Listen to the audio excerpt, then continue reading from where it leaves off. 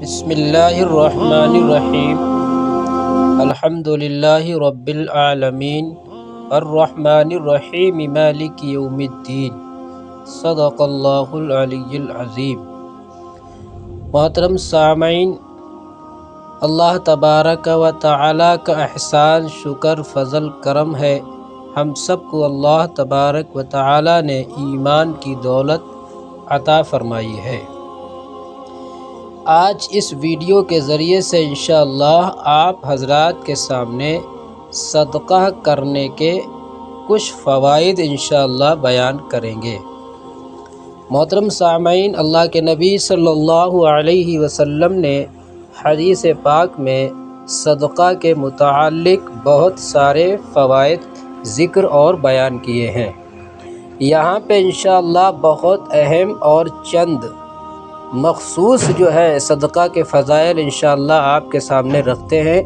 آپ حضرات غور سے سنیں گے اور اپنے دوستوں احبابوں کو اس ویڈیو کو شیئر بھی کریں گے۔ بسم اللہ الرحمن الرحیم۔ نمبر 1، صدقہ مستحق کے ہاتھ میں جانے سے پہلے اللہ تعالیٰ کے یہاں قبول ہو جاتا ہے۔ سب سے پہلی تو بات یہ ہے کہ صدقہ مستحق کے ہاتھ میں جانے سے پہلے اللہ کے یہاں قبول ہو جاتا ہے۔ نمبر 1، صدقہ سے مال کم نہیں ہوتا بلکہ بڑھتا ہے۔ قرآن کریم میں اللہ تعالیٰ نے سورہ بقرہ میں اس کو واضح طور پہ ارشاد فرمایا ہے۔ کئی جگہ اللہ تبارک تعالیٰ نے اس کو ارشاد فرمایا ہے۔ سب سے پہلے آپ کو بتائیں، نمبر 1، صدقہ دینے سے مال کم نہیں ہوتا بلکہ بڑھتا ہے۔ نمبر 2، صدقہ سے اللہ تعالیٰ کا غضب دور ہوتا ہے۔ نمبر 3، صدقہ سے عمر میں زیادتی ہوتی ہے، عمر میں بڑھوتری ہوتی ہے۔ نمبر 4، صدقہ کرنا گناہوں کو ایسے بجھاتا ہے جیسے پانی کو آگ۔ محترم سامعین، جلتی ہوئی آگ میں پانی ڈال دیں تو آگ بجھ جاتی ہے اور نیست و نابود ہو جاتی ہے۔ اسی طریقے سے گنہگار کتنا بھی گنہگار ہو اور اللہ تعالیٰ سے معافی مانگے تو اللہ تعالیٰ اس کو معاف کر دیں گے۔ ساتھ ساتھ صدقہ کرنے سے اس کے گناہ غائب ہو جائیں گے، اللہ تعالیٰ اس کو معاف فرما دیں گے۔ فرمایا صدقہ کرنا گناہوں کو ایسے بجھاتا ہے جیسے پانی کو آگ۔ نمبر 5، صدقہ کرنا قبر والوں پر سے قبر کی گرمی اور شدت کو کم کر دیتا ہے۔ نمبر 6، صدقہ آخرت کو سنوارتا ہے۔ نمبر 7، صدقہ اچانک اور بری موت سے بچاؤ کا ذریعہ ہے۔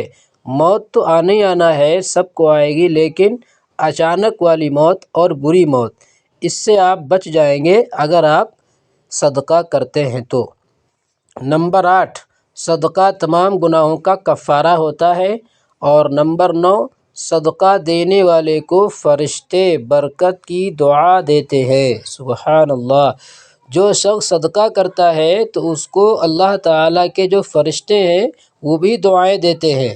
نمبر 10، صدقہ کے ذریعے سے مریضوں کا علاج کیا جائے۔ جی ہاں محترم سامعین، جیسا کہ آپ نے سنا ہے کہ اگر آپ کے گھر میں کوئی مریض ہے، بیمار ہے، پریشان ہے تو انشاءاللہ صدقہ سے اس کا علاج کریں۔ اللہ تعالیٰ آپ اور ہم سب کو راہ حق پہ چلنے کی توفیق عطا فرمائے، زیادہ سے زیادہ صدقہ و خیرات کرنے کی توفیق عطا فرمائے۔